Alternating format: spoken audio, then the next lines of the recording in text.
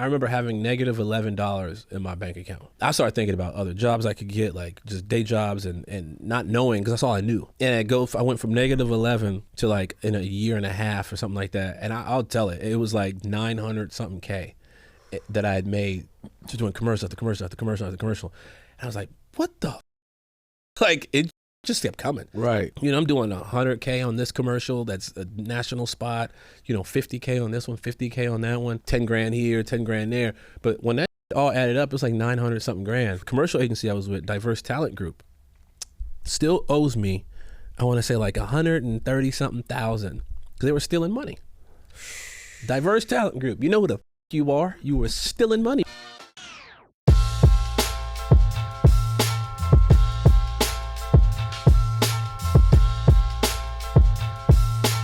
Welcome to another episode of Killing It. You know what I'm saying? I'm your man, Justin Hires. London Brown. BT Kingsley. I got to list off the credits, but I wrote these down. First of all, he was the commercial king. Okay, that's number one. New Girl, Barbershop 3, Game Night, Bloodshot, Jimmy Kimmel's guest host whenever Jimmy Kimmel don't feel like showing up for work. The Morning After podcast, upcoming Jumanji, and Emmy Award winner. You our first Emmy Award winner on the show. Come on, Emmy, baby. Fargo. Lamorne. Everybody put your hands together. Yeah.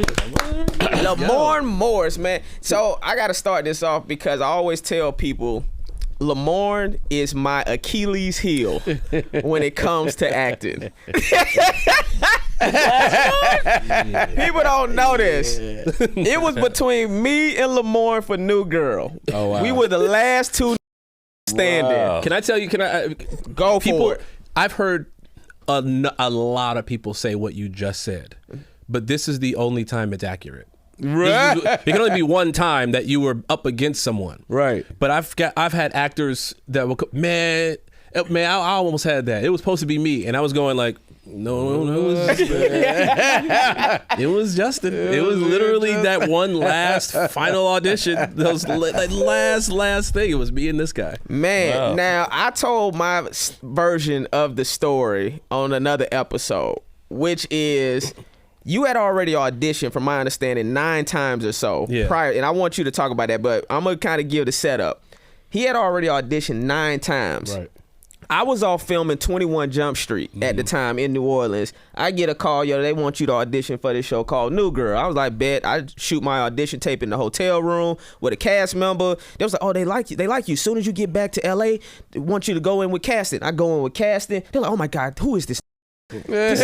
They sent me over to audition with Zoe and Max and all of them. I went in there, found out. They're like, oh my God, who is this? Who is this guy? So then now I done made it to the final testing. I see Lamorne, and when I seen Lamorne was like, yeah, man, this gonna be my 10th time auditioning, and I'm thinking, I said to myself, God, I'm gonna really hate to take this job. Because at this point, I'm going through murdering these auditions. Especially after callbacks, the confidence just goes. Right. It's just it's up. Callback after call, I'm knocking them down. Yeah. I'm thinking I done met Zoe Deschanel. Zoe Deschanel looking at me. I said, oh, I got this. So I go with, now before we do this testing, here's the kicker. Here's the kicker. Before we do this testing, they say, okay, Justin, they say, don't do any improv. Don't do any improv, no ad-libbing, stick to the script. Right. Okay? I said, all right. Were you improv and having fun with the other ones? Yeah, and the other ones, it was a little looser. I was Yeah. throwing out some jokes. You know, I throw out some jokes to make it funnier. I go in first. I have a good audition. Nice, solid. I said I didn't ad-lib. I did what they asked me to do. Very professional. Very professional. Lamar goes in, and this how cruel they are. They have you wait. You just waiting around and shit like that. So I'm sitting in the lobby or wherever the fuck we was at. Lamar goes in. All I hear is, oh. And I'm thinking, what type of laughs is this? I go and I put my ear to the door. I said, what the going on here? This dude destroying in the room. But the thing is, I said, he's doing improv. I'm thinking, this ain't sticking to the script. He come out. It's just like Hollywood Shuffle. He come out just like, oh my God, we love what you did. He's like, oh, thank you. I'm thinking this. And I asked him one time, I said, hey man, didn't they tell you not to do improv? He was like, yeah, I wasn't listening to them. But you tell your version. I want you to tell the backstory of how you auditioned 9 times leading up to New Girl, and then your mindset going into that final testing to book New Girl. So this one was a crazy. This is my first pilot season, right? So I had never knew the your 10 scripts. You got this show, auditioning for like 2 things in a day. Right. I'd never. Wait, so I'm not cut you off. So you're coming out of either your commercial stuff? Yeah, Got you. Because I didn't have an agent. I had to put my commercial reel together to get a theatrical agent. Just so this is the first time I was auditioning for TV, and movies and etc. And I remember a particular week that was happening where I had a New Girl audition when it was called Chicks and or something like that. Yeah. I did audition for that. Yeah. Too. It came down to you and Lamar. I had the bootleg title. Oh, okay. Well, congratulations. Yeah, so it was Chicks and then I had another one called Assistants, right? So this is crazy. I went in for the Assistants, and it's a multicam with Heather Locklear and T.J. Miller and David Henry. So I was like, I'm reading it and going, oh, I can do this in my sleep. And it's just monologue after monologue, but in between each monologue is like a couple words that you got to set me up for. So the casting assistant is in there reading with me. She keep dropping lines. So I'm up my monologue because I don't know which one we at because she's off. She's trying to be off book, but she ain't off book. Oh. So they pass on me. And I told my agent, I need to get back in there. Now that same day I had to go do another audition for New Girl, right? And they moved me forward. They liked me or whatever. And then the assistants finally was like, okay, we can see him again, but he's got to read with producers. I go in to read with the producers. That same woman is there about to read with me. And I said, listen, with all due respect. Keep it a buck. Yeah. My career's on the line. Come on. I said, either you pick up that script or somebody else going to have to read with me. And they looked at me like, this. And I was like, hey, listen, I ain't got no job right now. If I leave here with no job, then I'm in the same place. So I don't give I need you to be on point. So the actual casting director read with me. Halfway through my audition, because I'm killing it in my mind. Halfway through the audition, he goes, all right, that's enough. And I was like, ooh, maybe I'm just not as good as I thought. But it was the opposite. He goes, we hear you're auditioning for a New Girl tomorrow. And I said, yeah. And he goes, can we ask you to tank that audition? And I was like, wow. Yeah, make me an offer. Yeah. And then we just went. So I go to the first test for coach for New Girl. That's right, Damon Wayans Jr. Damon Wayans Jr. I go in for that when I'm sitting at the studio. Now, you know when you're testing, if you sign that contract, that means they now have you. If they want to use you, they can. So you're in first position with whatever that show is. So before I signed the contract, my agent called me and was like, don't sign the contract. The assistant is making you an official offer and for more money. So you got to take the offer because I still had to go in and audition for a New Girl. They could pass on me. So I take that audition, I take the job on Assistants, right? That we shoot the pilot, it doesn't get picked up. New Girl hires Damon Wayans Jr. for coach, it gets picked up. His show, Happy Endings, gets another season, so he can't be coach. He can't be on the show. So they want to keep coach because Damon killed it. So they had to create a new character, and they create Winston. So instead of just offering me that part, because they then came back and offered me the job of coach. They said if Lamorne, if we offer it to him, will he take it? But I'd already signed on to be on the assistant. Wow. So now there's an open slot. They created the Winston character.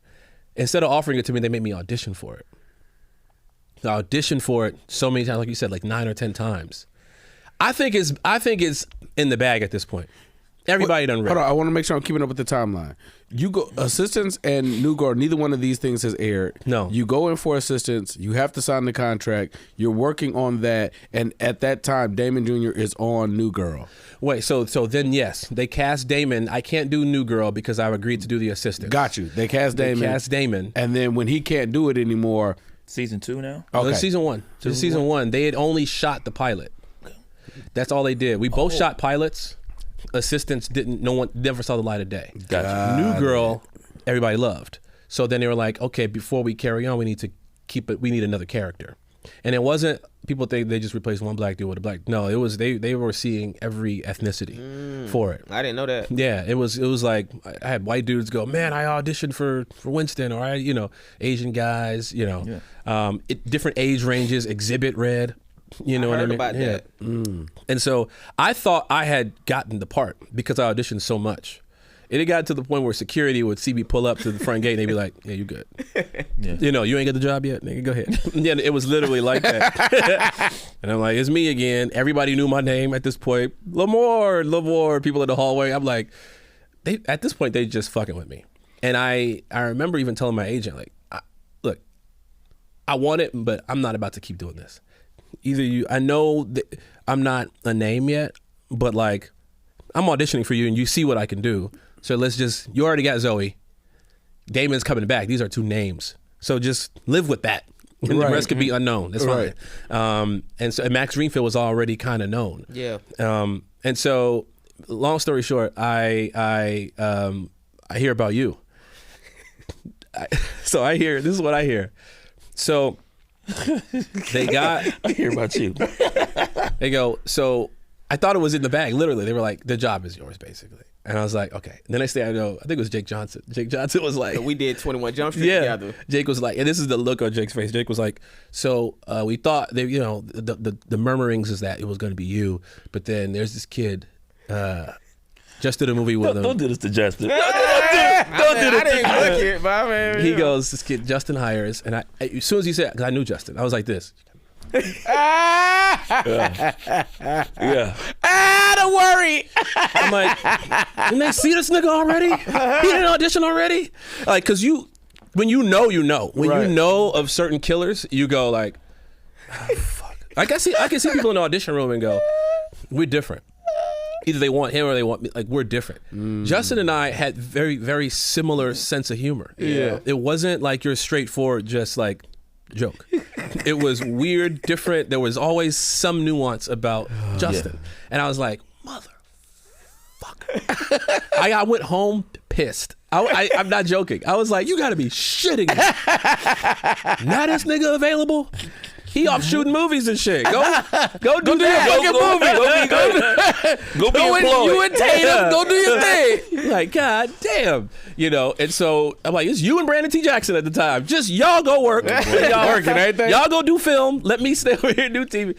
And he came in, and you had one audition already in person, right? And then we went for the test. They were like, yeah, they loved him, so we're gonna go ahead with the test. Gonna be you and Justin. And I went, you gotta be shitting me.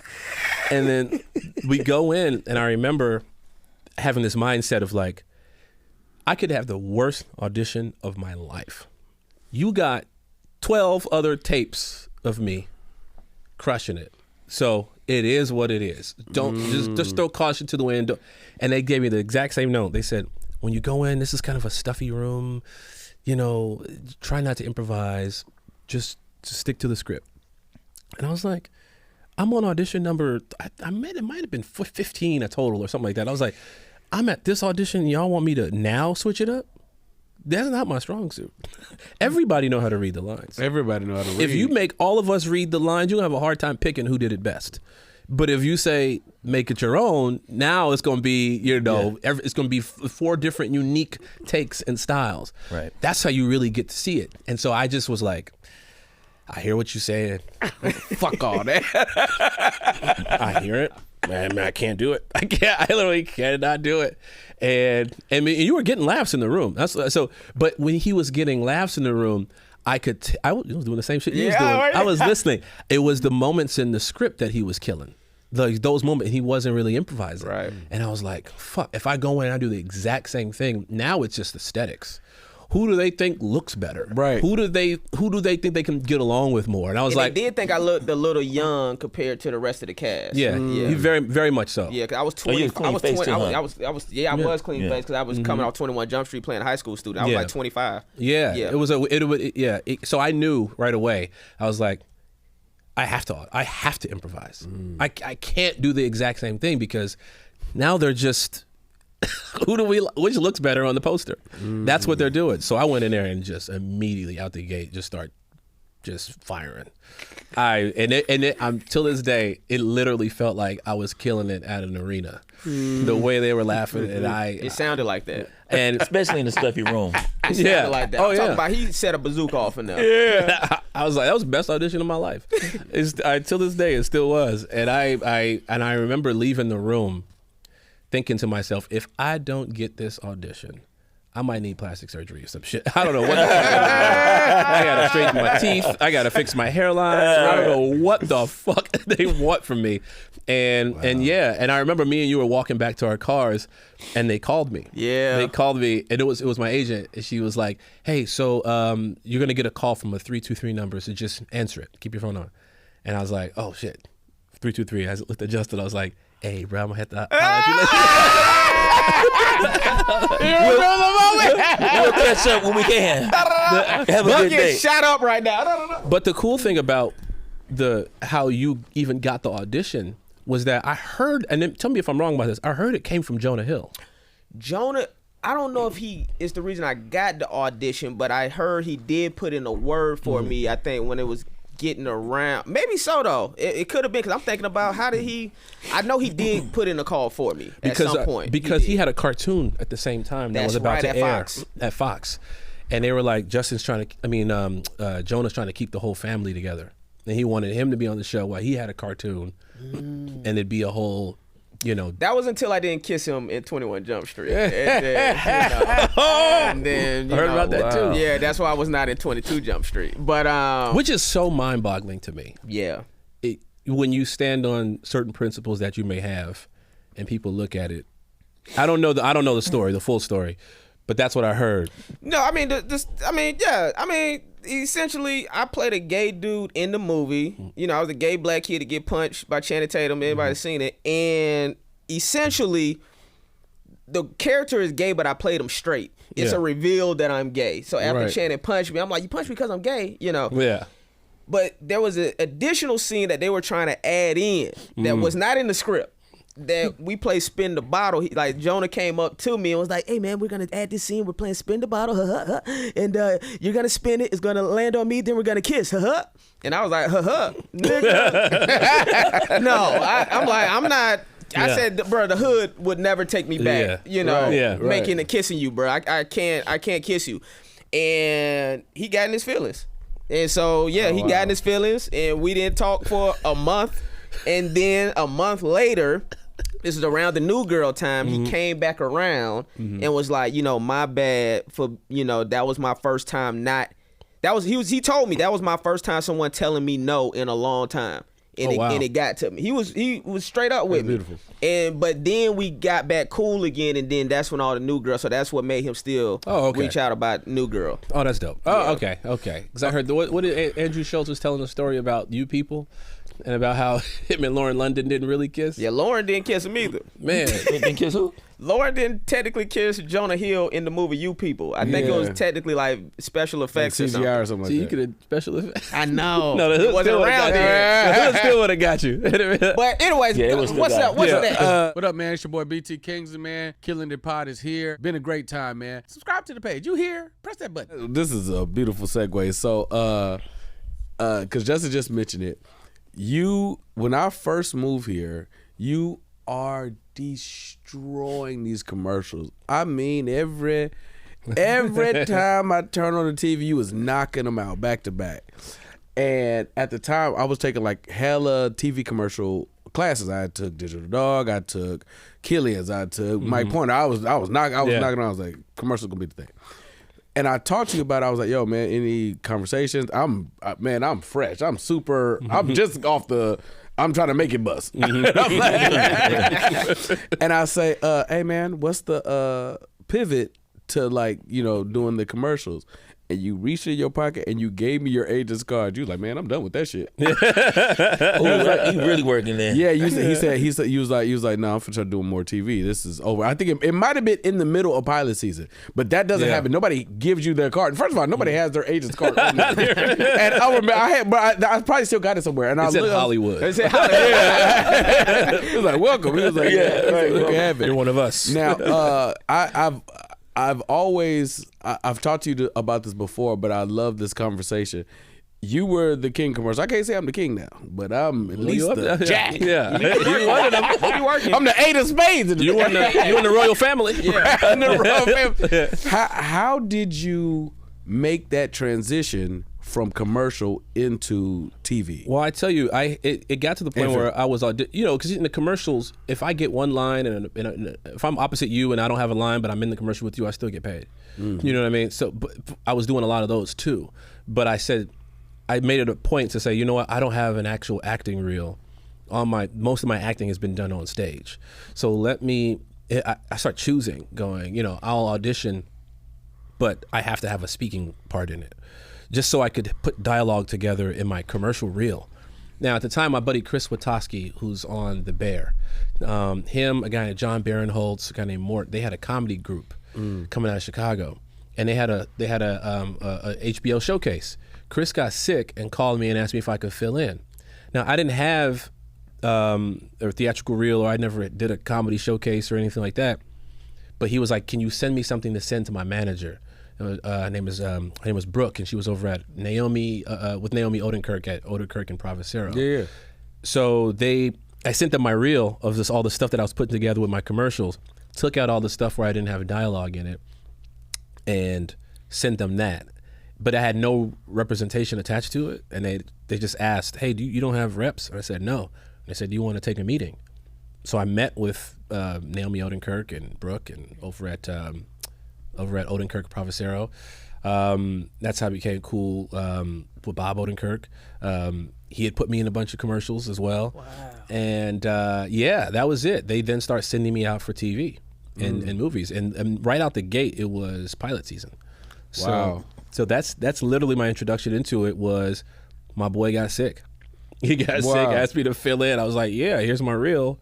Boom. Hey, you want to take a meeting? Yeah, I do. Hey, you want to go audition? Yeah, I do. Hey, congratulations. You know how many commercials it was? How many you had done at the time? Because it was something outrageous. In between, it was like between a year and a half, I'd done over 50.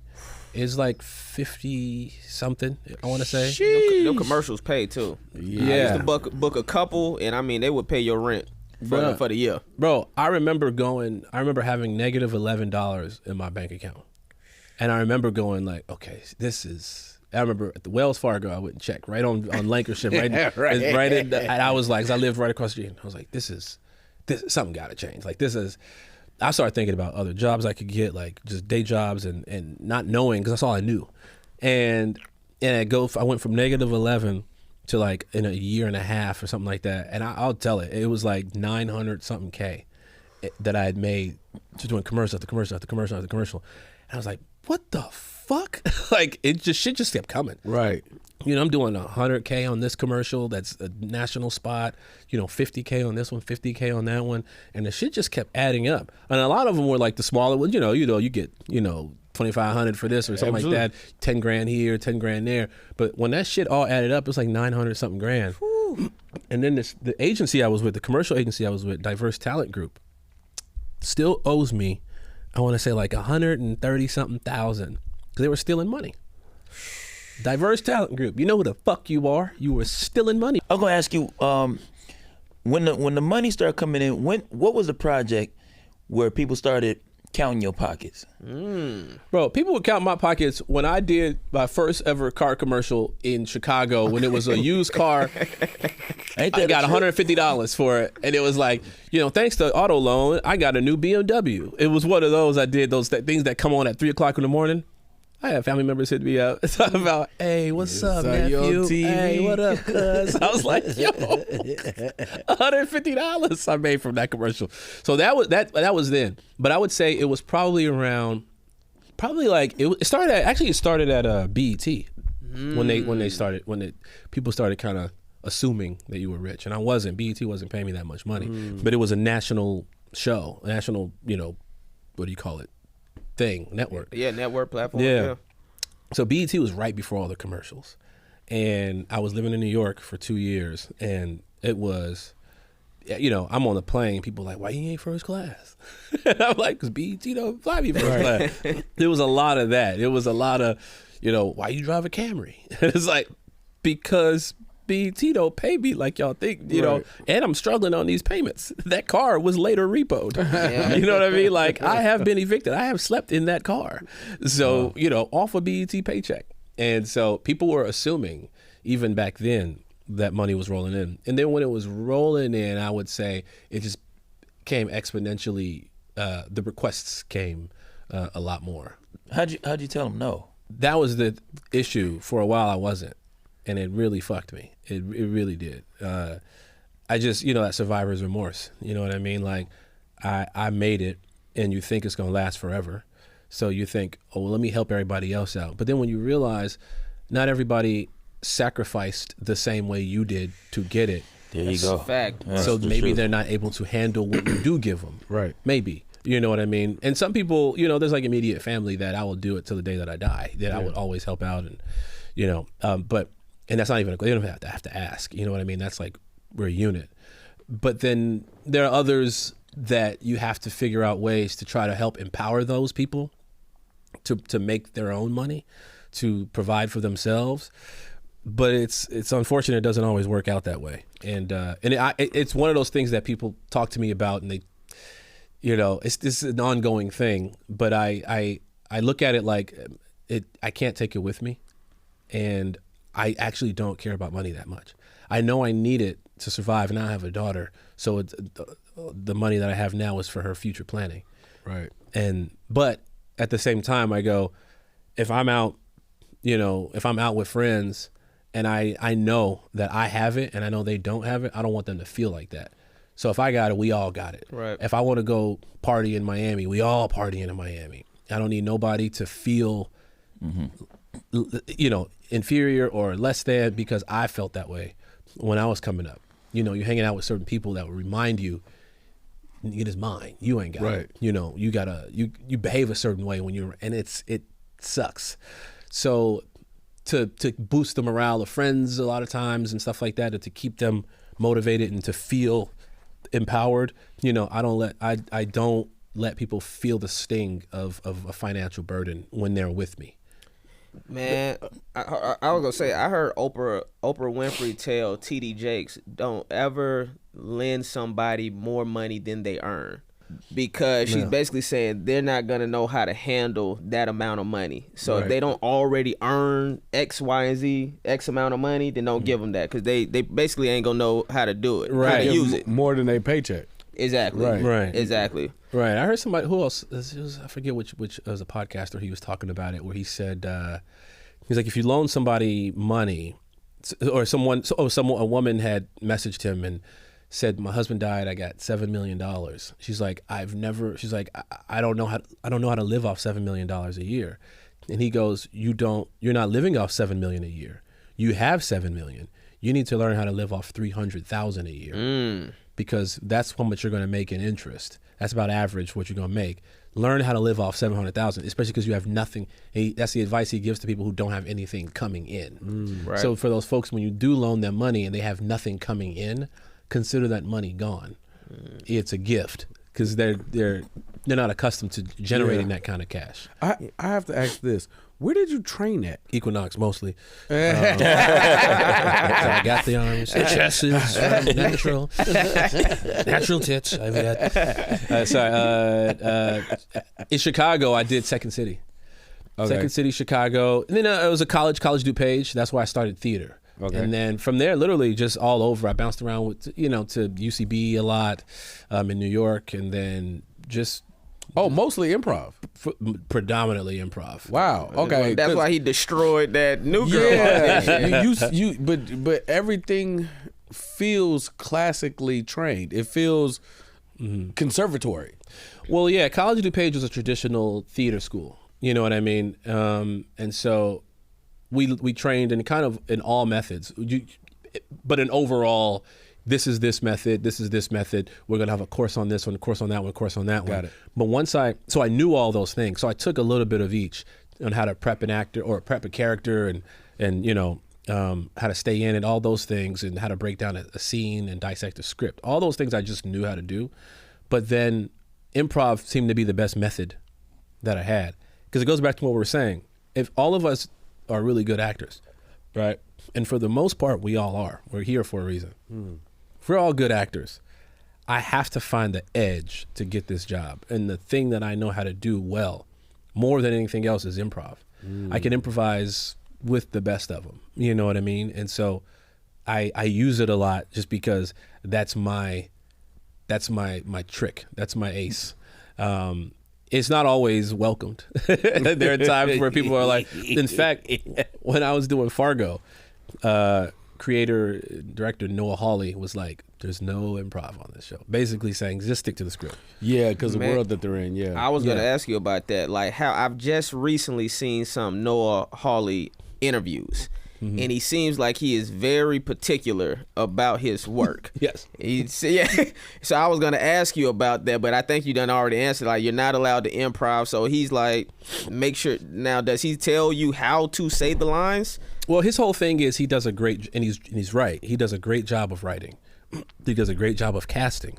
So he knows who he's putting in place to play this character that he wrote. So it's already done. All you gotta do is say the lines, and there are times where it's just burning in me to just say something. Just do it. And I would do it, and he doesn't check you on it. He just do another take. And he's editing. So he gonna use the take that he wrote. And there are times where he would tell you how to say a particular line only because of the dialect. So I had a dialect coach for sure, but you're in the Fargo dialect school, you kind of have to talk like Minnesota, So you got to have a little bit of that. And so certain words he would write that I'm like, what the fuck is this word? And he would just remind you on what that or how that word should be said. And you're like, oh, okay, I see. But there's nothing, he's not like checking your acting or anything like that. In fact, he don't say much at all. I remember day one on set, I'm doing a scene in the hospital. And this is the first scene, right, after months and months of trying to like plan this character. And then I'm in the hospital, there's the glass in the hospital room. He just keeps walking past it and looking at me and like squinting his eyes and going. And then he would just like walk past. And I'm like, what the fuck is happening here? Like, is it good? Is it bad? Is he regretting casting me? What the fuck is this? And then one day we had dinner and I was like, what's up, man? Like, what the fuck? Like, why are you just be staring and don't say shit? And he's like, if I have notes, he's like, oh, you'll hear them. He's like, this show is my baby. Like I'm not gonna mess the show up. He was like, I do a great job of casting. Right. Meaning you did what you're supposed to do. Great job. You know what I mean? So if you get insecure, I like both styles. I like directors who will come and like tell you stuff in between each take to see, because I know how to switch it up. Let's see what I want you to tell me to switch it up. Let's see what else we can do. Let's play with it. Right. Noah's like, I'm real specific and you're right in pocket. I have nothing to say to you. He's worried about the camera movement because if you watch the show, it's beautifully shot. Absolutely. Everything is flawless. Great. And that's because he's paying attention to all of that as well. If y'all don't know, he also is over the new Aliens TV show. Oh, yeah. Say less. I'll go watch. Yeah. Oh, it's phenomenal. This dude's incredible. Because Fargo's phenomenal. I was like, it's a little out of my wheelhouse for something that I would watch, and then I watch. I was like, that show's amazing. Yes. Now I'm just I'm in. So absolutely, Aliens. That's a great show. It's a great show. But to stay on Fargo real quick, you won an Emmy for your role on Fargo. Yeah. I wasn't surprised at all because I thought you did a phenomenal job. Oh, thank you. Man. Oh man, absolutely, bro. You were killing it. You were killing it. But this is what I wanted to know. After you won the Emmy, did you see opportunities for TV and film open up? And also on that, are they still making you audition even though you just won that Emmy? Well, it's an interesting spot that I was in because I was already scheduled to do a series with Nick Cage called Spider Noir. Wow. So it's already, I literally just posted a picture of the by 14 minutes ago. Yeah, literally. On my IG, yeah. And so that was I was already scheduled to do that, and that was filming for like 6 or 7 months in LA. So I was like already busy. So out the gate, I had a couple movie offers that came in that I was unable to do, like big studio movies that I was like, fuck, I can't do them. Right. But I'm saying fuck, but it's a champagne problem because I'm about to do a series with Nick Cage. Yeah. You know what I mean? And Brendan Gleeson. It was like, it's Spider Noir, Spider-Man. It's MCU, baby. That's cool. Yeah. Sony MCU. Sony, yeah. So I was like, okay, so that's a champagne problem. But I did notice that nothing else changed. I still would get like M. Night Shyamalan said that he doesn't. They like made me audition for one of his movies and said, you know, he doesn't take meetings. He makes you read. And I was like, damn, this is right after the Emmy. And I was like, I don't get no love. Like I don't get no like offer for this thing. Maybe read for it. So I was like, I'm cool. But there's certain things that I will still read for sure, and I'm still getting offers. So it's a mixture of both. Okay. But in the business that we're in now, the way it's going, it feels like they have leverage where they can say, well, you're gonna have to read anyway, like because other actors are willing to read. So if you say no, I might say yes. So they're like, all right, you don't want to read, Lamore's gonna read. You know what I mean? Like while you're sitting there waiting for an offer, because the jobs are so sparse. Exactly. Yeah. Got you. Exactly. So you have to make that decision whether you're gonna do it or not. And I have friends who are like, when I'm talking about killing it, and people that you see on billboards and stuff like that that will tell you straight up, oh, I'll audition still. Like I don't care about that. You know what I mean? I know I'm good. So if they want me, they want me. If they don't, they don't. Now, because the Emmy is a testament to your skill set and how good you are, and in these performances, how is that response also coming off of Saturday Night Live? Because that was another. Man, sheesh, that's I love that movie. No, I watched it like 2 or 3 times. I dragged this. I hear it's coming out. I see you're in it. I said I have to go see this. Yeah. So me and a young lady were going to the movies, and I was like, I don't know what you thought we were going to see, but this is what we going to see. All plans are off. You know what I mean? So. Dude, that's dope. Yeah, she loved it. She was like, I didn't know I was gonna watch, but this was fantastic. Oh man, like, that's love, man. I appreciate that. Yeah. You know, but you know, it's the same thing. You know, you get a lot of love for it. You get like critical love for it, but it doesn't always translate the way you might think. But at the same time, you never know why you're getting a call in the first place. It's like I said, I still get offers for stuff, and I still get offers to like read this script for interest. Read this. You know, there's this movie going. Do you have time? Do you have the schedule? Is it in your schedule? It's not like what some people think, where it's just like all big multi-million-dollar offers. That is not the case at all. It's just like it's just adding to your resume, and it's a dope reminder that your peers fuck with you, and you know that's the way I look at it. It's like people value what you're doing, because as an actor, I'm sure you guys all have probably experienced this at one point or another in your career, where you're like, hey, this shit is getting stressful. Like it's getting frustrating. Should I switch it up? Should I do something else? Like this is, you tend to doubt yourself from time to time, which happens to me all the time. The Emmy was just a reminder. It was like, nope, fuck that. no, I'm doing the right thing. Like you gotta keep pushing, even though M. Night Shyamalan will tell you no. Yeah. You cannot get an offer. I need him to audition for his own shit. M. Night Shyamalan. So mad at him for that. Yeah, bro. I'm so pissed. Being that you're encouraged to do the right thing, and That's fucked up. you know, he's great. He's good. At least no for the end of the filter. movie. Hey man, somebody gotta The let this trailers motherfucker know. be amazing. Yeah, the trailers be amazing. The last 30 minutes in the first 20. You know, I thought you were saying he should audition himself to be in his movies. He should. Because he be in his movies. I know. He always put himself... I'm in it both ways. I'm in it both ways. His acting in the movie. I'm listening. No. Fuck M. Night Shyamalan. I'm joking. I love M. Night, but damn, I was pissed when he made me audition. I like 3 of his movies. He's a good dude. He's made better movies than me because I've made 0. So. He has no filter. So you've been able to achieve a lot of success, and you mentioned how the Emmy was one of those encouraging things to let you know that you are doing the right thing. What was like maybe like the worst mistake that changed you? Man, that's a tough Or one. more so, how did the worst mistake change you rather? You know, you learn from a lot of things. So it's hard to say because I look at all of it as a part of it.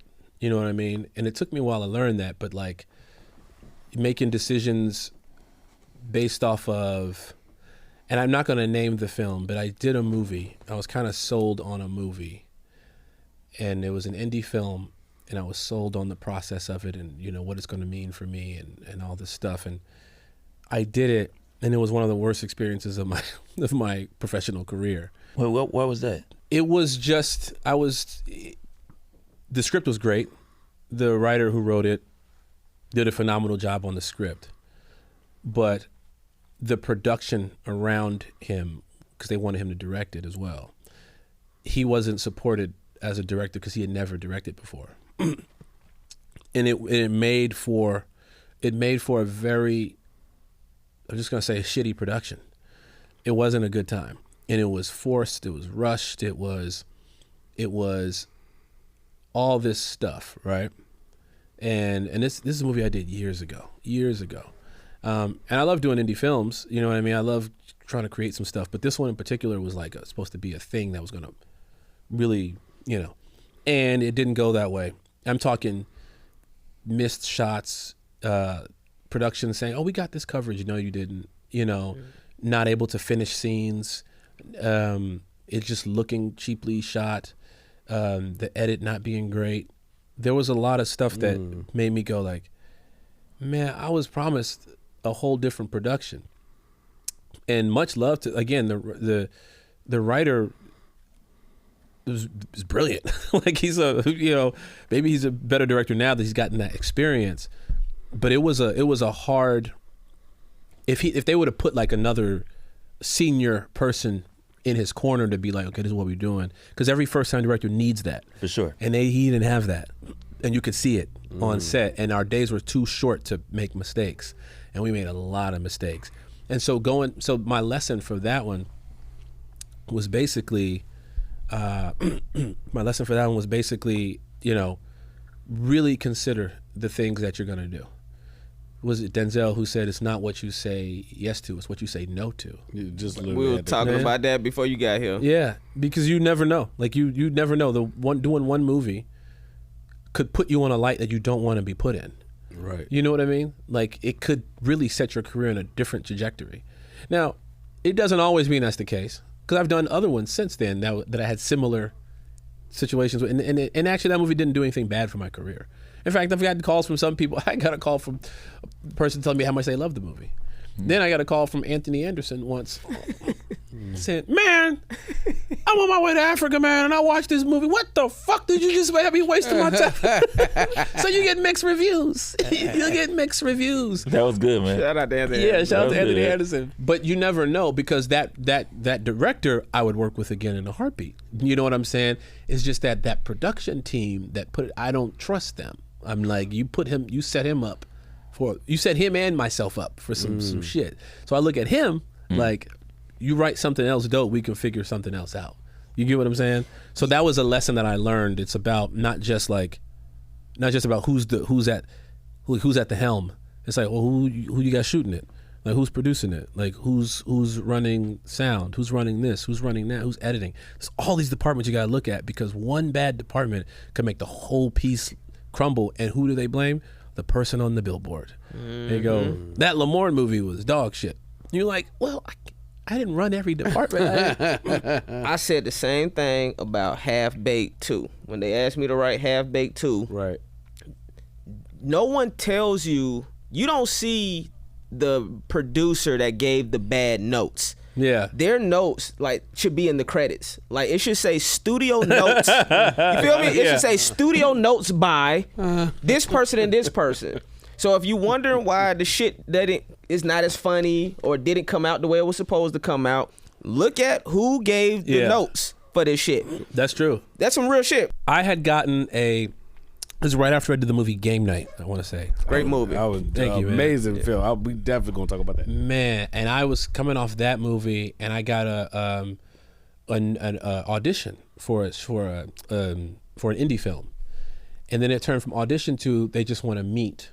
They want to offer you this part in this movie, and I was reading the script, and I was like, it was a dope script, and the character had so much nuance to it that I was like, man, how would I play this? But also, at the time, it hadn't really been cast. It was the second lead in the movie. The first lead in the movie had never really acted before. The only time he had acted was in the short version of this film. And I was like, will I be the senior person on set? Am I ready for that? Director, first time. Excuse me. I was like, am I going to be ready for all that? I was like, damn, I don't know if I want to go through that. I'm coming off Game Night, which is a well-oiled machine. It's a big studio production. You feel the difference too when you go from a weld something.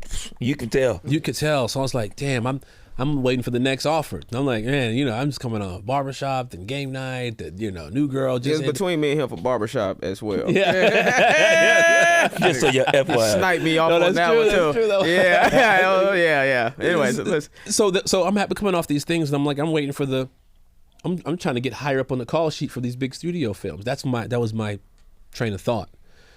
My manager at the time was like, "You sure?" Because they really like you. They really like you. And I was like, "No, I'm good. I'm gonna pass." She goes, "If you say no, there is an actor that I rep that submitted a tape, and they love him." And on the low, I was like, "Let me see his tape. Let me see his tape." She didn't want to show it to me. She didn't want to show it to me. I was like, "Let me see his tape."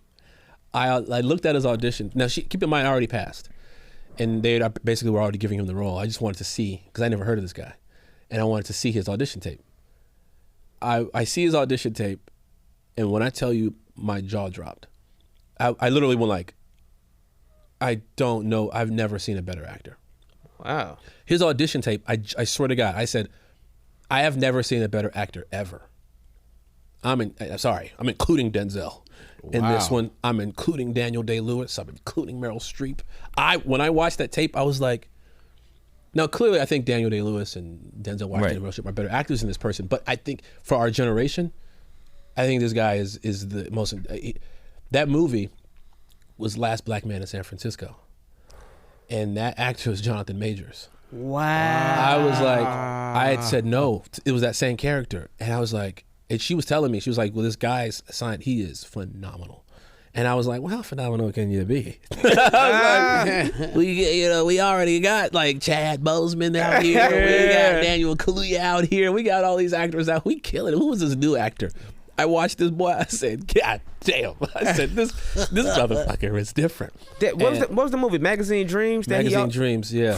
I heard that was an Oscar-worthy performance. It was. His performance was insane in that one. I don't stay out of his personal life and his personal problems and all that stuff, but if we're just keeping it just talent based, I think he's as good as it gets. He's amongst the elites in our business, and hopefully things can change in his path or trajectory in his life. I don't know him personally. Right. But when I tell you, watching him on screen, I'm like, if he's in it, I want to watch it. Man, this is a question I gotta ask because we keep kind of talking about representation, and I wanted to ask, how big of a factor is having the right team around you to your career? And have you ever had to leave representation to elevate? But it's the most important. It's so important.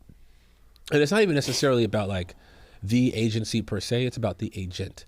It's not about the management company. It's about the manager. Now, the resources they have are great. If you're at a CAA, the CAA resources are top notch. If you're at WME, same thing. 360 management, all these places, most top notch. But if you don't have a driven rep, if your manager is not driven, if your agent's not driven, then it doesn't really matter. You know what I mean? You may as well not have one. It's good to have on your resume, oh, I'm at CAA, but if they're not doing shit for you, then what's the point? This is your life. This is your livelihood. This is your career. So it's really important when you have people that see it, that see the vision. But I tell actors all the time, and this is something I got to constantly remind myself of, you still got to be working your ass off. You got to be writing. You got to be, training. You got to stay focused and sharp in what you do. And not just in that. I would say I'm the worst networker I know. If I knew how to network, I feel like I'd be 10 times as far in my career. I might be right. I might have you. I'm tucked away. I might have you. Well, as far as networking, I'm out of there. Yeah, some people have it, man. Some people got it. You're great at it. No, yeah. I'm mid. Lance is great at it. Oh yeah, okay. My dog Lance Woods. Woods. He's a mover and a shaker, boy. Bro. I see him with Top Dog Entertainment. I see him with Shaq. I see him with Seth. I was like, that boy be moving. Some people got it. Some people are just so personable. Like I tell, like Terrence J. Terrence J is he's like my brother.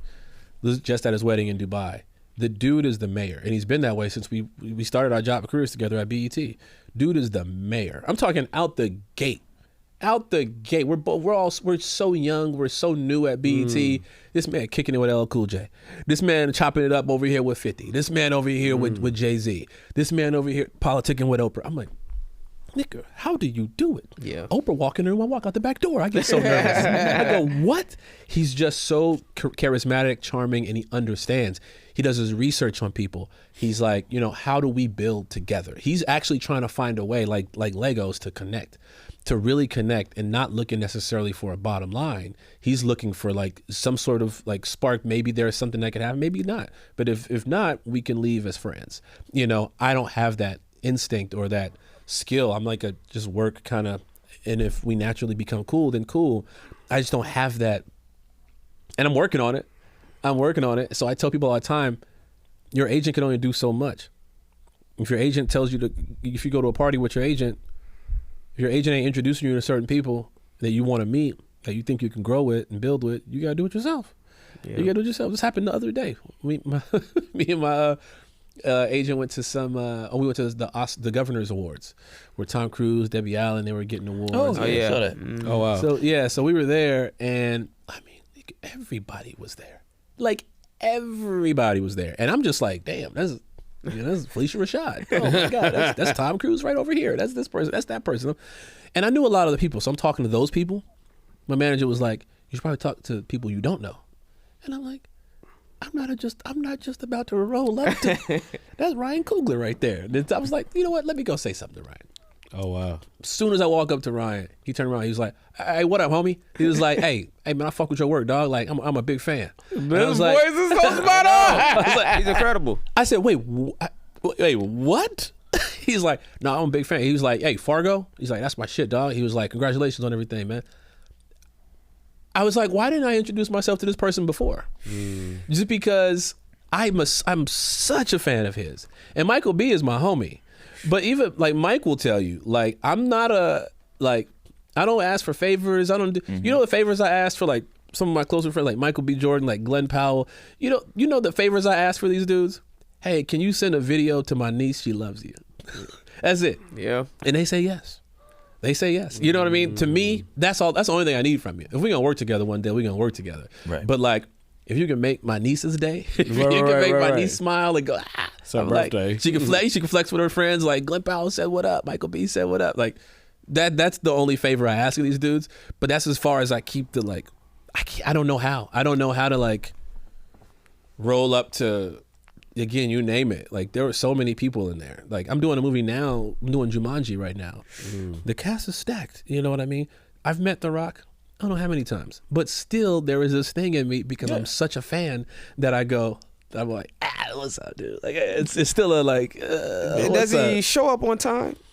So far, so good. Okay.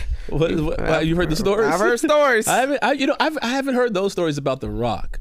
I'm not going to tell you who I have heard those stories about, but I haven't heard about. In fact, I've heard the opposite. I heard The Rock is the most professional. I've heard he's professional. I heard that. I heard it's the opposite. 'Cause I haven't had any scenes with him yet. Okay, well. But I heard he's like a dude who's just like he's so. So you got to imagine. The Rock, Kevin Hart, certain people got 10 things going at the same time. It's not. They're not a. Those days of them being an actor are over. They are a business. They are an entity that got 1,000 employees. They got like, they really got to be on point with everything they do. So I could imagine if he's late for something, it's not because he was just chilling. Right. Oh, it's for good reason. I could imagine his helicopter was late landing. He was like, I'm fresh for the helicopter. I got to go. Like that I respect. Yeah. Game Night. Easily one of my favorite films. It's a classic. I don't feel like it gets mentioned enough when we start talking classic comedies. Saturday Night Live and the Emmy are close together. When Game Night hits, is that the first huge budget blockbuster like comedy that I did? That's because that's a full premiere. That's a carpets out. That's everything. Well, I'd say right before that was Barbershop. Barbershop, we had a pretty big. And Barbershop may have done better than Game Night, I think. Wow. It's hard to tell. I can't remember. But Barbershop was up against the same thing Game Night was up against as far as the release, which is why I didn't get that big buzz out the gate. We were tracking to do, Barbershop, for example, was tracking to do a lot of money. So was Game Night. Here's the problem. Barbershop, they decided, I don't know who was in charge of this, and not throwing no stones. They set the release date for Barbershop on the same day as Jungle Book. Damn. That was a mistake. In fact, I do remember we went to as a cast to go see it at the ArcLight. Kenya Barris, who wrote Barbershop, was coming out of a theater. He was like, "Guys, I just saw Jungle Book. Boy, are we in trouble." Oh, That damn. movie, it's fucking Jungle Book. You don't go up against Jungle Book. Like, come on, that's a institution. We know Jungle Book since we were children. And so Game Night, the problem with Game Night is we came out on the same day as Black Panther. Oh, Wow. So like that's what it was. we're fucking ourselves. Like, what are we talking about? So Game Night got overlooked for obvious reasons. Now, Game Night to me is one of the better like studio comedies that we've seen in a long time. In a for very sure. long time. very, very long time. I'm not just saying it because I'm in it. I'm like, I laugh out loud watching that movie. And not even necessarily the scenes that I'm in. Yes. It's just the whole movie as a whole. It's a lot of chips. Yeah. Cause you do your Denzel impression in there, don't you? Yeah. That's when I realized how good you was at with impressions. I was like, Oh, God man. dang. You know what's so funny how that worked? That was a reshoot. So they were trying to find more from me and Kylie Bunbury to do in the movie for us as a couple. Because what had been written, I think once they had finished the movie and edited it together, they were like, we need to see more of these two. So let's write a different storyline. The original storyline was that she sees, or I find out that she had slept with the actress Glenn Close. That was the original thing. They had changed it to, and they would ask, because I would do bits on set. I would do like Denzel bits, just impressions. And they were like, I get a text from the directors like, do you do any more impressions? Like, can you do like a Jimmy Foxx impression, or can you do this? And I was like, I don't think I can do a Jimmy Foxx. It's like Chappelle, a little bit of Eddie Murphy. I started just naming people, and they were like, because we see you do the Denzel one, and I was like, yeah, I can do the Denzel one a little bit. So they started making rewrites to add additional stuff to the scene. They even went and found the Denzel lookalike, that guy who's in the movie, just to add to the bit even further. Yeah. And we went and did a reshoot on it. And I was like, these dudes, like, that is not Denzel. I've been dying to work with these two directors, Jonathan Goldstein and John Francis Daly, since. They are incredible. They're brilliant. And they're brilliant. The way they think. Like that movie was just perfect in my opinion. It's So I was so like, great, man, bro. we need a sequel for that one. Absolutely, it was. That is easily one of my favorite films. It's like such an easy watch. Yeah. you laugh hard. It keeps you connected the whole time. You're at every turn. It was like that and the Tag movie. But I feel I feel like studios are back in the comedy world, but Game Night is the pinnacle, let me call it. Yeah. Yeah, I yeah, appreciate it's- that. You heard that? Yeah, Game Night is the pinnacle. I wanted to ask about you hosting Jimmy Kimmel Live. Oof, man. That's such a great look, man. How did that come about? Like when you getting the call for that. Yeah, Jimmy, I had done his show as a guest twice at that point. And I guess the second time that I did it, he liked me. I think it was pretty funny. It was a funny interview. And with those shows, a lot of times what the host is looking for is for the guest to come on and kind of take over. It makes their job a lot easier.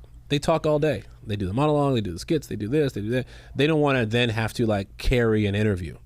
Like, we're here to promote your movie. Like, if y'all were on Kimmel to promote the podcast, he'd want y'all to just come in and just take over, do the thing. You know what I mean? And they set you up for it, but some people don't. Some people come on there and they one word answer. Hey, so tell us about the movie. Man, it was a blessing. Anything else, nigga? So they're looking for you, and I think I did that in one of them. And so he goes on vacation every year for a couple months, and he has people come in and guest host. So then they asked me to do it, and they asked me to do it twice. So I did it 2 years in a row. I think I've hosted maybe like 5 or 6 times at this point, which is like which is I mean, it went from literally me dying to do a late night show. Like that's my favorite thing. It's like you make it on a late night show, like you're good, like you, and you know, you grow up host, on it. yeah. Then they asked me to be the host of it. I said, damn, you know, and so it worked out. I could definitely access to you, but I could probably access to the three of y'all. What do you think that it is that keeps you working as an actor? Because it's one thing to get the thing. All right, cool, I got the thing. Even if you're highly seen on the thing, that don't mean you're gonna get something else. That's true. It definitely. That's true. When you get ballers, that don't mean Kanan is coming. It doesn't. It doesn't. Obviously, outside of being really, really good, because you have to show that you could do something else. You have to show all these different things. How do you get the other thing and keep working? Honestly, faith. I'm not gonna lie to you. I just believe it. I'm not lying. People ask me, like other actors I know, they'll say, yeah, "What is it? What do you think the secret sauce is?" And I go, aside from being good, which I think we all have that, I just know it. I just know it, and I think energy is real. I don't stress folks over jobs. I know I'm gonna be doing this until I want to retire. Like I know it. I don't necessarily know the capacity, but I know I have a skill set for a lot of different things. So, I'm not Michael B. Jordan, you know what I'm saying? But I am consistent and I am successful and I do take care of my family. And I go, anything extra is excess. There are moments where I have that. There are moments where it's like, you know, Emmy, you win an Emmy, you're at the, you know, but Kevin Bacon, I think was it Kevin Bacon who said it? He was like, the best place an actor can be is right there in the middle. Yeah. Is right there in the middle. Because right there in the middle, you still get paid a lot. You still, and you're not gonna burn out where people are tired of seeing you all the time. Yeah, you get to work still. You get to work. You're in everything. You can choose your own path. You know what I mean? And that lets you work. That lets you hit great heights.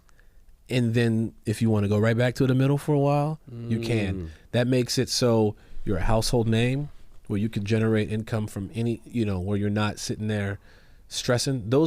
A lot of, like, you see it from a lot of young actors. I'm not going to say anybody's names, but you see they come out the gate, they're on this fire. show, they're on fire. They're just like top of the mountain, and they feel themselves a little bit too much, and you never hear from them again because you get sick of them quickly. You know, that's not true for everybody, obviously. But, like, I want to be doing this until I'm 100, you know, or at least until I feel like being done with it. I don't want the industry to be like, okay, we're done with you. And one way for them to do that is that they're sick of you. You know what I mean? I ain't trying to get involved in nobody's allegations. I ain't trying to be on TMZ all the time. You want to be broccoli, baby. Yeah, bro, I'm trying to be healthy. I'm trying to be broccoli. Broccoli go with everything. Everything. You can't eat asparagus every night, but broccoli go with everything. What did Bruce Lee say? You got to be like the nature of water. You know what I'm saying? It seems useless, but it can penetrate rock. Yes. It's like, it seems, you know what I'm saying? It's like, it seems weak, but it could do this. It can fit into any container. Conform, all that. You know, it can do all those things. To me, that's like Kevin Bacon. Kevin Bacon is a household name. He has reached the highest of heights. But Kevin Bacon, you can put him in anything, and he's gonna make it better. He's Kevin fucking Bacon. Yeah. He's like, and like I said, he can go do a show right now, and then next thing you know, he's gonna be number one on the star meter on thing, and he can go right back to being Kevin Bacon. Kevin Bacon can walk. I've worked with him a couple times. Kevin Bacon be walking through the farmer's market like it ain't nothing. You know who can't walk through the farmer's market like it ain't nothing? Right. The Rock. Right, absolutely. That's a fact. Kevin Hart can't just go walking down like people. He ain't gonna be able to. I want to be able to do those things. You know what I mean? Yeah. Sure, it is nice to say I'm like at the top of the mountain, but like that heavy is the head that wears the crown, and I'm like, I just want to have a great life for, and I want to do the thing that I love forever. Right. You know, I don't need no excuse to kick me out of it. You know what I'm saying? Like, no excuse. We got a game on here that we call Kill It or Let Live. Okay. All right? I'm going to throw out some topics. You say whether we should kill it, you don't like it, or let it live. It's all good. All right? Kill it or let live. Here we go. All right. Here we go. Yeah. Actors showing up late for work. That's hard because it depends on the actor. There's some actors, they show up late. I'm like, you get rid of this motherfucker. Like, we don't need you. But there are some actors I'm like, let that nigga be late. We all rich. If you want to be late, let him be late. So I'm going to say let that live. Let that live. Okay, kill it or let live. Hooking up with a cast member. God, these are so difficult. These are too nuanced. This is not black and white. Is it? You know what? I'm gonna say let it live. Oh, I'm gonna say let it live. Personally, I haven't done that. Or maybe was it post production? Maybe. Yeah, post is fine. Yeah, is that gonna work? No. the background. Come on, I got another crab service to show you, baby girl. No, was doing reshoots. I'm gonna say let that live because people are grown. You know, if they make a mistake on set, that's on them. You know, if they get, don't. That's people are adults. You know who you like. You know who you don't like. The nuance around it is tough though because people will be married, hooking up on. I say don't do that. Don't ruin your life over a fling, but just like keep it professional. Keep it. You have to keep it professional. But again, like a corporate America worker, where you gonna meet people at? Work. So people say you can't fraternize in the office space. I'm like, well, I'm sitting across from Brenda every day. And Brenda got titties. Brenda got them titties. What am I going to do? What is that? Brown The brown and serve. The brown and serve. Yeah, the brown and serves. I like sausage. No, pause. Wait, whoa. No. All right, kill it or let live. You're the star of movies for the rest of your life, but all the movies only can be seen on Tubi. You're a Tubi star. Yeah, Tubi star. Kill it. Kill it. And it's no knock on Tubi, but they got a reputation. Until they clean up that reputation, I don't. The fact that that's a question. The fact that y'all laugh before lets you know Tubi. I much respect. They might be like they're money makers. They on their way. But I'm not trying to win like Razzie Awards. You know what I mean? It's like, but you famous. But like, yeah, I'm famous for like some shit that y'all laughing at. You didn't like the last Tubi movie, My Babysitter is a Crackhead from Mars? Yeah, man. That was a good. All right, so that's a kill it. Kill it or let live. Playing golf with Tiger Woods, but you can no longer have sex with white women for the rest of your life. Oh, I'm letting that live. Oh. I'm playing with Tiger Woods? Yeah. You know how many other ethnicities of women are out there? No, what are you talking about? Okay, I didn't know what the taste Do was. you know how many? I didn't know what you was into. I am an equal opportunity employer. Okay. But you live, it's Tiger Woods. Yeah, it's like Tiger Woods, bro. And I'm trying to get better at golf. Are you kidding me? Learn from the best. Wait, how many times we playing? Is this just one round of golf? Just one time, but you giving up white women for the rest of your life. But one time with Tiger Woods. I mean, if it means that much to you. Tiger Woods, y'all. I'm going with Tiger Woods. Hey, I'm going okay. with Tiger Woods, man. I'm trying to. I think that's. This is my last one. Kill it or let live. Another actor taking a shit in your trailer bathroom. Kill it, nigga. I don't like people taking a shit in my. I don't like people taking a shit in my own personal bathroom. Like I have 2 toilets in my bathroom. Is it his and hers? One's on this side of the bathroom, the other's on that side of the bathroom. They both got doors. If somebody do not walk into that one. If you don't take your ass in there, like first of all, I don't know. That'd be wild if you hooking up with a young lady, she gonna take a shit in your toilet. That'd be so crazy. That'd be wild. It's a whole toilet over there. But at the same time, I don't want. No, okay. Nah, you can't use that one. Before we get out of here, is there a dream role that you have? Like a something like, even if not specifically a part, like an idea of what it looks like? Yeah, there's a few, but I would say I've been, and this has changed over the years, but since I've had my daughter, it's kind of been more not so old school Eddie Murphy, but more like the Disney Eddie Murphy. Kind of Daddy Daycare. Daddy Daycare. Got it. That type of thing where everybody can go around the holidays and go watch it. Got it. It's not corny and cheesy. It's funny. My daughter can quote lines from it. Because right now she quotes lines from a lot of movies. And I ain't in them, And I want her to see me and stuff. She'll watch me in certain movies. Like Christmas Chronicles is a big family movie that I'm in. And so she'll say some lines from that movie. But I'm like, Like I want the way she quotes Home Alone. I want her to be able to like quote movies that I'm in, and for all her friends, you know what I mean? Like for me that's a dream. It's not necessarily one role, but it looks like that. It looks like Daddy Daycare. It looks like Dr. Doolittle. Because that's kind of my final question too. Is like if you had, when it's all career wise, it's all set up. It's what do you want it to look like? What does it feel like? Is it behind the camera, in front of the camera? You're killing it in front of the camera. So it looks to me, it's more. There's more to it. It's. I have a healthy relationship with a great relationship with my kid, but still was able to pursue the things that I wanted to pursue. I had someone give me advice once, and they said, so you're having a daughter, and her father was in the business, and God rest his soul.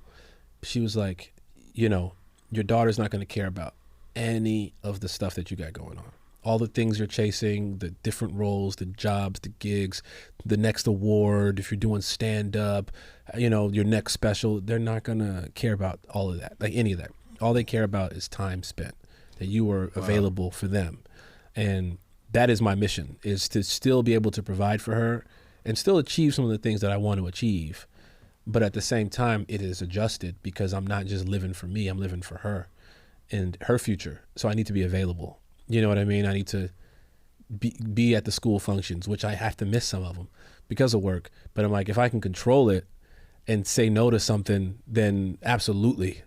So at the end of the day, I want to be able to be sitting down, like Kevin Bacon, chilling, family loves you. I'm sure he's got enough money to last him forever, that he's not stressing about finances, and his family loves him. And his daughter is off crushing it, and his wife is crushing it. Like, that to me is the ultimate like flex. Is like, man, like I'm 80 years old and my family loves me. You know what I mean? Yeah, like, beautiful. and they still, like, if I'm old, I want my daughter to be like, yeah, you can live with me. If I'm, you know what I mean? Like, I want that relationship. Where a lot of actors you hear, they're estranged from their kids because they're just off really trying to become this thing. I'm like, man, I don't want to fail in this business as well. So I do still have to do certain things, but I don't want it to consume my life to where it pushes family away. I had top 5 Chicago actors, but I was like, I don't even know who it would be if I said it. I could try and throw some names out there. I should go Lamar. I'm gonna have to put myself in there. You know what I'm saying? That's a shit. I want to say is John Cusack. Okay. Is John Malkovich from Chicago? That's what I'm saying. I don't know. I just know comedians from Chicago. Wood Harris from Chicago. I think Wood Harris is for sure from Chicago. I'm gonna put Bernie Mac in there. Yeah. Gotta put Bernie. And I'm gonna put I gotta go with this is old school. Ooh, damn. I was gonna go John Belushi. Classic. Yeah, but you got a lot, man. You got Chicago. Come on, man. Chicago. Chicago got some solid talent. Chicago. But hey, talent city, boy. Yeah, I know I'm missing Vince Vaughn. I'm sorry, and like Gary Sinise. I'm sorry. I know it's a lot of people. It's a lot of people I am missing. Damn, that's you know what? I'm gonna stay out of it. Hey man, appreciate you pulling up, man. Everybody watching, make sure you like, subscribe, tell your friends about us. And I've been Justin Hires, London Brown, BT Kingsley, man. and this has been the one and only Lamorne Morris. Come on, somebody. Hey. Yeah, we got Emmys in the chair, baby. Emmy winner. Next time you brought open micers, ask me about doing the show. Just remember who was sitting here, nigga. That's hilarious.